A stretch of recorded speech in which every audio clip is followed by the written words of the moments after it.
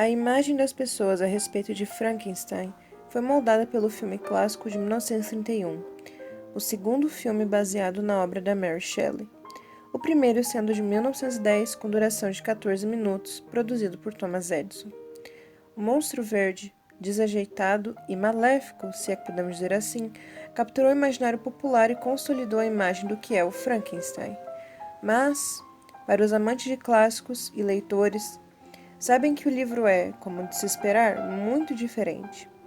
Nesse vídeo, vamos conhecer a verdadeira história de Frankenstein, ou o Prometeu moderno.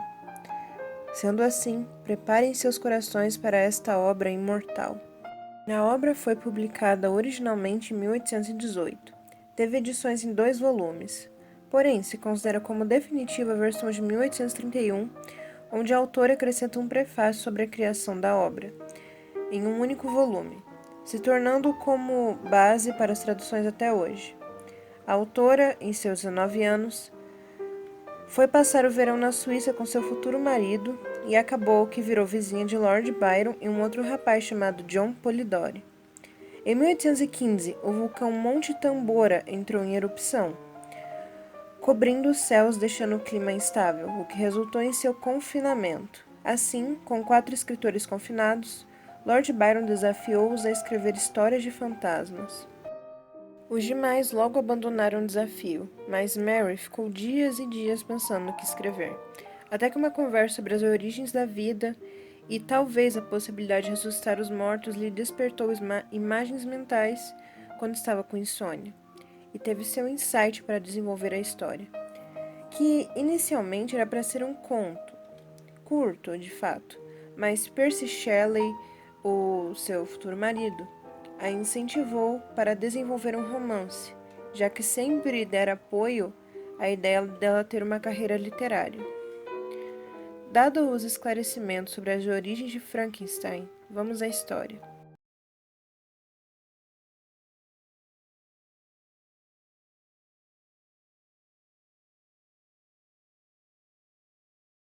Imagine que você é um marinheiro em expedição à Antártica. Seu nome é Robert Walton e você está em uma expedição perigosa ao Polo Norte. Em seu caminho, há icebergs, gelo, uma tripulação vacilante em confiança que te questiona. Nesse interim, você escreve cartas à sua irmã relatando os acontecimentos da viagem. Tais cartas contam que sua tripulação avistou um trenó e uma silhueta quase humana. Seria humana se não fosse pela estatura enorme. Por estar longe, vocês não viram a criatura com precisão. Se passando cerca de um dia, vocês encontram um homem em um trenó que flutuava em um pedaço de gelo, juntamente um único cachorro, pois os outros haviam morrido. Conversando com esse homem enigmático, que só ficaria no navio se continuasse indo para o norte, você conhece a história dele e relata em suas cartas. E que história! Suas cartas se passam na perspectiva de seu mais novo amigo. Agora, imagine que você é um jovem chamado Victor Frankenstein. Sua infância não teve nada de excepcional. Teve pais amorosos, um melhor amigo chamado Henry Clerval e uma menina que seus pais acolheram chamada Elizabeth, na qual passava os dias e nutria um profundo carinho. Sua paixão era o conhecimento acerca da natureza, e encontrou nos livros de antigos mestres alquímicos, não sabendo que a alquimia já era extinta, o impulso e vigor para suas aspirações. A vida seguiu, tranquila assim, até que finalmente foi para a universidade. Parte longe da sua amada família para se render às suas aspirações acadêmicas e sede de conhecimento. Ao estar lá, viu o conhecimento que tinha adquirido durante anos sendo debochado por um professor. Sob a influência do mesmo, você sente seu vigor para descobertas científicas murchar e tem uma certa rejeição à moderna química. Porém, acaba encontrando um outro professor que diz que o conhecimento que você adquiriu, embora ultrapassado, abriu portas para a moderna ciência da química e gentilmente o convida para participar de uma de suas palestras. Você reluta, porém, vai, e ao ir de mente aberta passa a admirar a moderna ciência. Afinal, agora sim, estavam desbravando os segredos da natureza. Passa a ser um estudioso fervoroso, até que descobre o segredo que mudaria sua vida para sempre. O segredo do que há por trás de toda criatura viva. Você, vendo o poder em suas mãos, não revela o seu segredo a ninguém. Porém, resolve fazer um experimento, e todo seu furor científico vem à tona.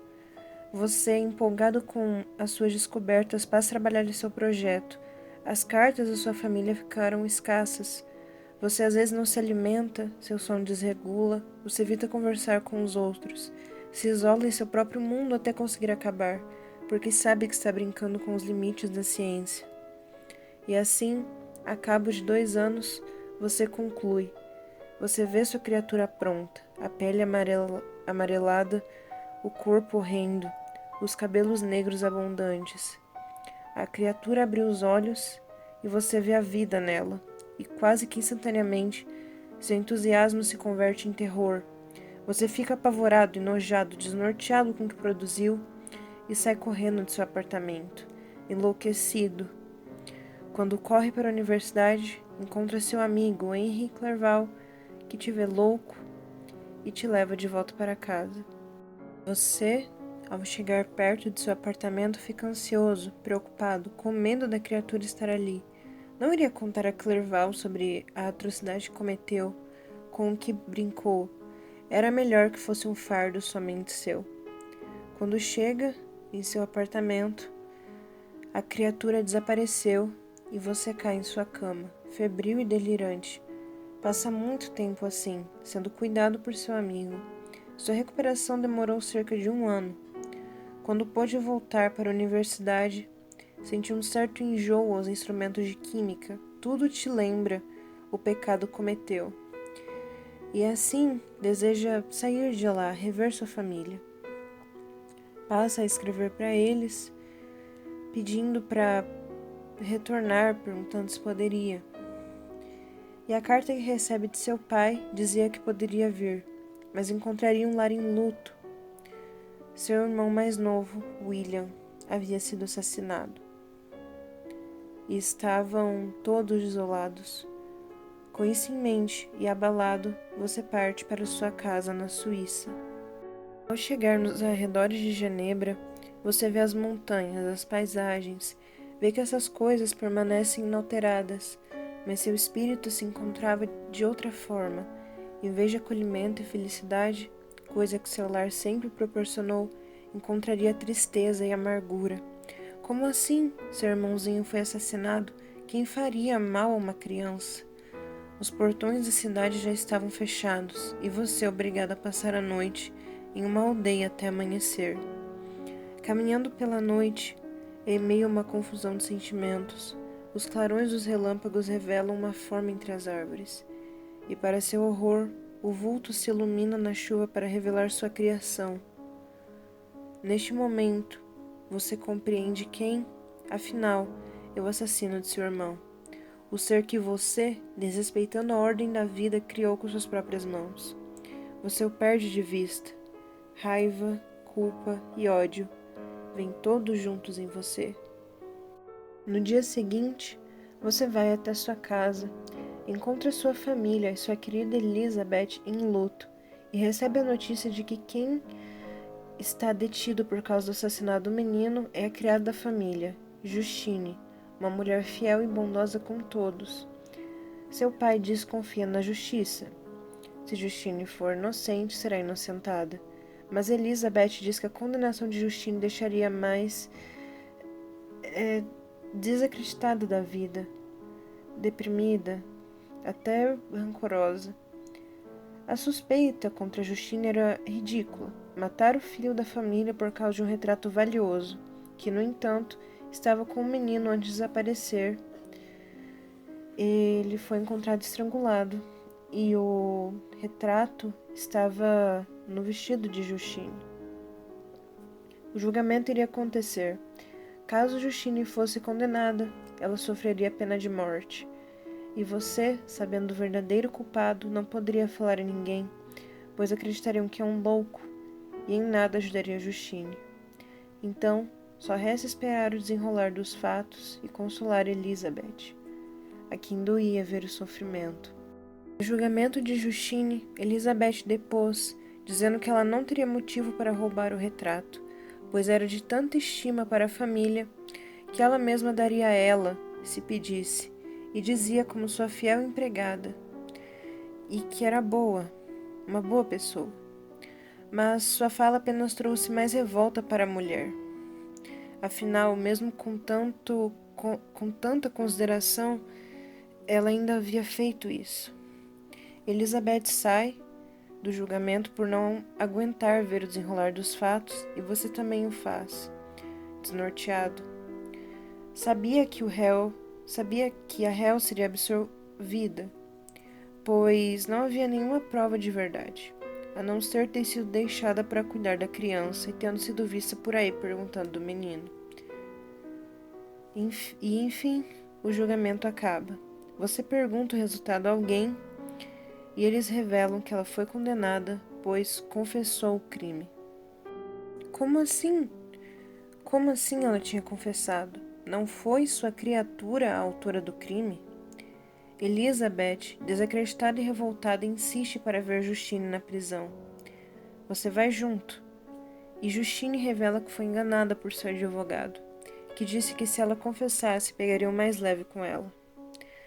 Então, sim, Justine seria morta, e você deveria ver o sofrimento de sua Elizabeth, quem sempre tentou fazer o bem e proteger. Culpa, raiva e ódio estão fortes no seu coração, queimam o seu peito, tornam-o apático.